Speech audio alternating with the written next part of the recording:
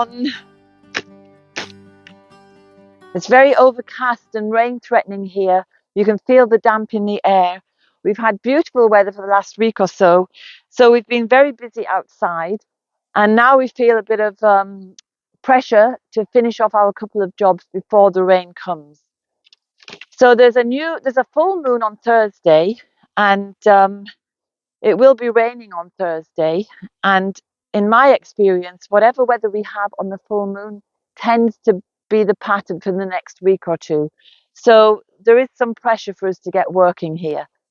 But what I wanted to do today was to just say a big thank you and a welcome to all the new subscribers, and much appreciation to all the existing subscribers. I really think we have a lovely little community here now, and I love to hear from people. I love all your comments.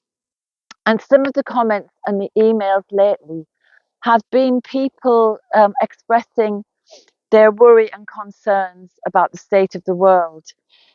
And I think Danu's Irish Herb Garden is my dream of a place that's peaceful and in harmony with nature, and where we can feel peace and bliss and feel that we are connecting with our heart because of nature. There's a little robin just there behind the camera.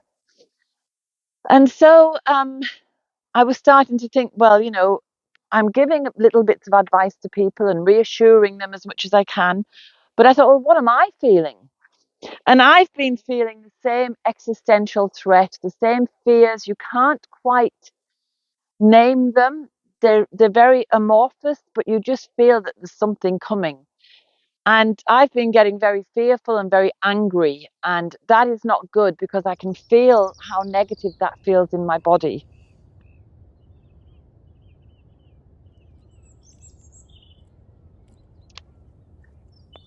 I'm really lucky because years ago I did a Louise Hay facilitators course, and one of the things I learned from that was how to cop on to your thoughts and be aware of your thoughts, because a lot of them are very, very negative. They're mainly telling you how ugly and fat and useless you are and all those horrible negative things that we think about ourselves, but they also allow us to dwell on negative stuff from out there which is coming in.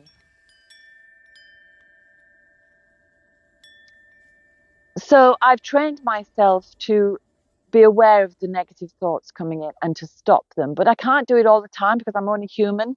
So I think it's important that we remember that what we put our focus onto is what we manifest.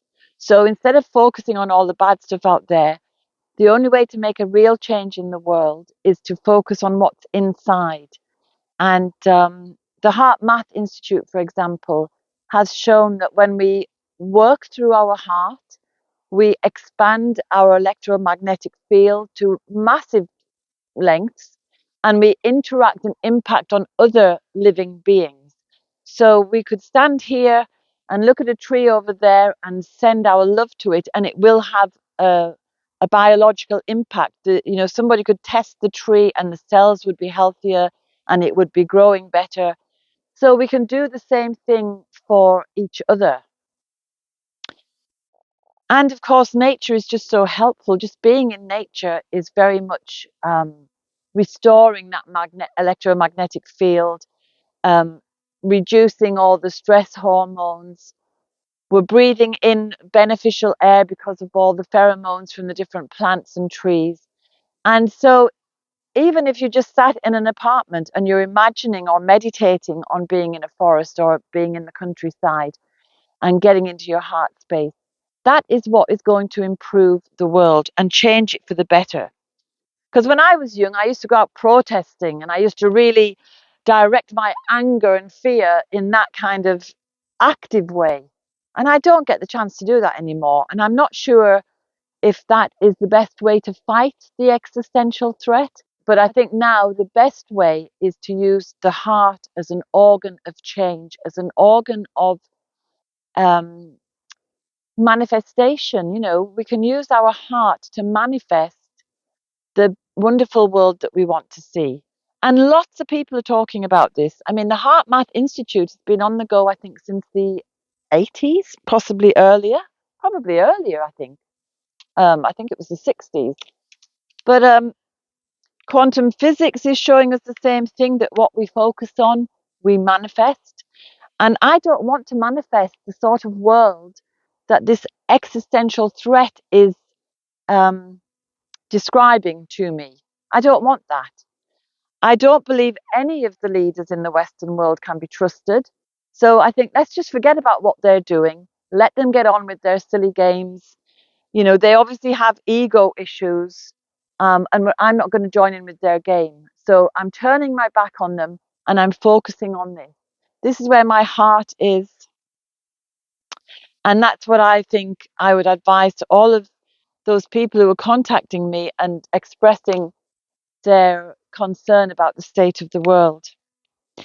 Another thing that people were saying, um, following the big storm that we had here, and I mentioned there was a lot of community efforts by people, and a lot of people have said it was the same in North Carolina where you had all the flooding, and it's probably the same in California where there's been all the fires. That you can't rely on anyone out there. You have to rely on your own family, your own community. And so I would say now is the time to really be building community. And even if you have to do it online, that is still an energetic power. Because think of all of us that regularly meet up here on a Sunday. Um, we're in a little community, and I know lots of other people online in other different ways, and we're in a community too. I know lots of people around Ireland, and we get to see each other via being online together, but we're in a community. And I think the energy from those communities can only get stronger and stronger. And it's beginning to really, I think Greg Braden said we only need 1% to topple into a better state of being. So just have heart, trust. We're all in it together. We're in the majority, and we can, by being in the heart space, which might be for you being in a garden or being with animals or whatever, being in that heart space is going to be the thing that determines our future.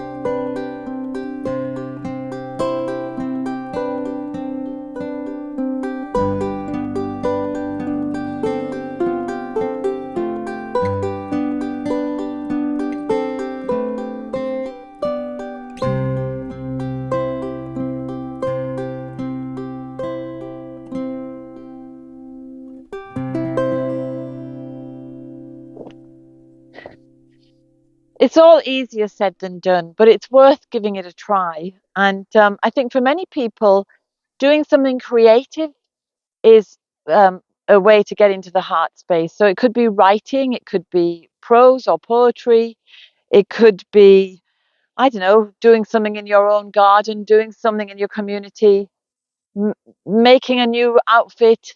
There's lots of ways to be creative, and there's so many tools today to help people.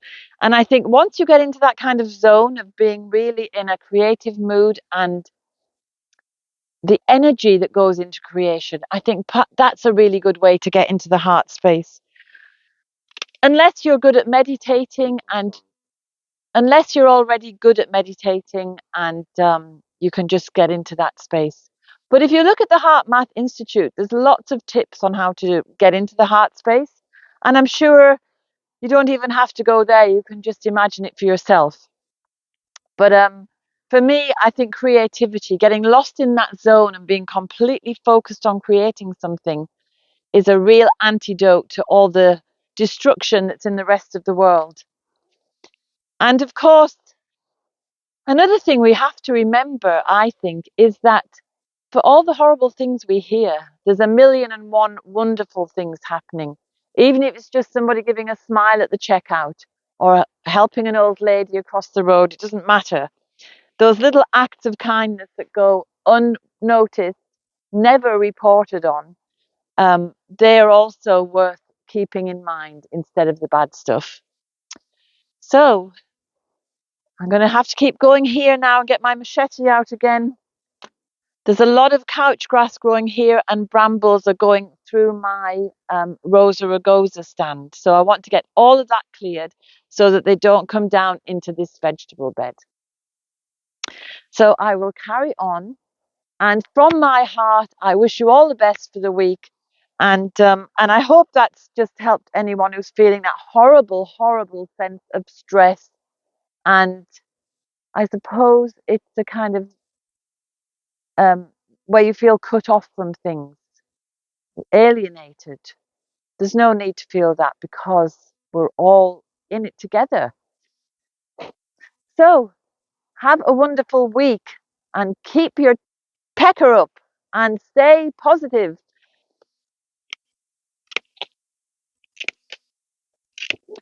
And we'll see you next Sunday. So bye for now.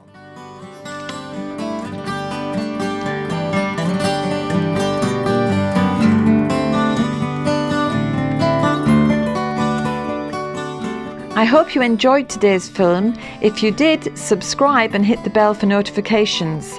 And have a look at the website danusirishherbgarden.com for more information about us and about the herbal medicine courses I offer and the Wise Woman Way training. And if you go to the shop, you can find the books, the weed handbooks and other herbal goodies.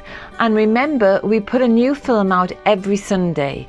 So looking forward to seeing you next week.